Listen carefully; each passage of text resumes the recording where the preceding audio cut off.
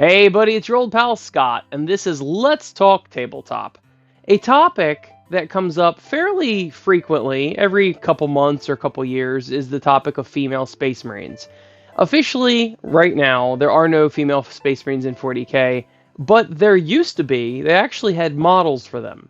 So I got down to the bottom of it and figured out exactly why they stopped making female Space Marines, and it's the truth behind it.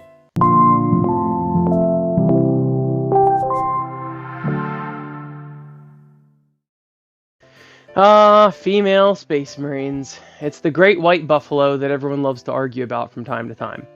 So, some of you may think that female Space Marines should look like this, or maybe even this, but unfortunately the reality of it is that they look like this.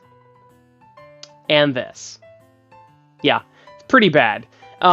So I think there's no question why they stopped making them, because good God, those first models were pretty terrible. But you know what? I actually interviewed one of Games Workshop's very first full-time employees, Alan Merritt. He ended up doing his entire career at Games Workshop and ended up being the head of all intellectual property at Games Workshop.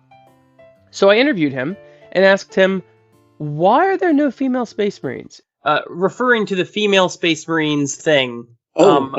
Why are there no female Space Marines currently in the range? What's the reason for that? There's a whole range of those very early Space Marine designs, and they look a bit gawky and slightly clunky now, but at the time they were like really wild and crazy, and they sold really well, and that predates 40k. So I've always kind of looked at 40k as kind of really being the game that we created to give people an excuse to use those Space Marine models in a way. Mm-hmm. It's kind of odd, isn't it? I know that's kind of heresy. We had very limited ambitions for what kinds of miniatures we would do with it, because we had no concept. We had absolutely no idea it would be as epic a moment of release, a historical moment of some significance in the world of gaming. I remember playtesting it with Rick. We had, amongst those models, I think it was Ali Morrison did 2 female Space Marines in Power Armor. They were female Space Marines, that's what we designed, and they got put in the general mix, and because there wasn't necessarily any cohesion between what was in the book and the miniatures. I don't think there was any thought that, they're only male. I think that's just kind of like the default position. Mm-hmm. And again, I don't think it was a misstep necessarily, but then you get to a place where where years later, and people go, aren't there any female Space Marines? And you go, because we've just never done that, and it seems kind of odd. And then the writers have taken it on themselves to write that into the background as a justification for why there aren't. And it just kind of evolved that way, really. So why, if there were originally some female Space Marines, why didn't they make it into the major squads? Like when you started doing units? Because there was it just never occurred to us to do it. In that era, it just wasn't something that we ever thought about. And there was certainly no there was no particular special demand for female models at that time in the history of the company. If anything, possibly the other way around. When we introduced the mixed selections, the CO range, the C range, the concept was that there's 100 fantasy fighters, they'd be in a big container, and that would be the selection. And you'd pack those into blister packs. So you'd have these random selections from any 10 models from that 100 castings. I'd talk to trade customers, and they'd say, I need 30 CO1s, but can you make sure there are no female fighters in the mix, because I've still got 6 on my hooks that I haven't sold. And so in the end, you just go, well, people just complain all the time about having unsold female fighters on their racks. But I won't put them in the mix, because the goal is to give them stuff that's going to sell, And so there was a very negative reinforcement, because people didn't really have a thing there in those days about buying them and wanting them. Why? It's one of those things, looking back, it seems kind of odd, but it was just perfectly natural at the time. Just as natural as if I was buying ancient Romans to put together an army of ancient Romans. I wouldn't expect to find female legionnaires in my Roman legion or in my French Napoleonic units. I wouldn't expect it. It wouldn't be part of the expectation.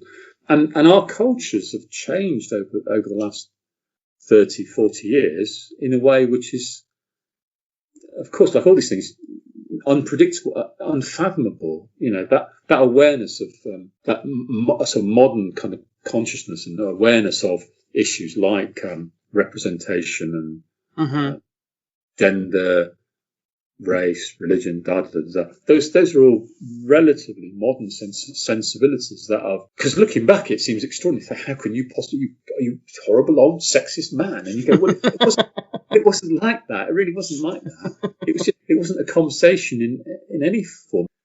It was extraordinarily unusual back in the 80s for there to be any female customers. Just like no female customers has become increasingly less true. I'm glad it's changing. I think it's that new understanding now that we have, or that better understanding we have, that a barrier can be the absence of something.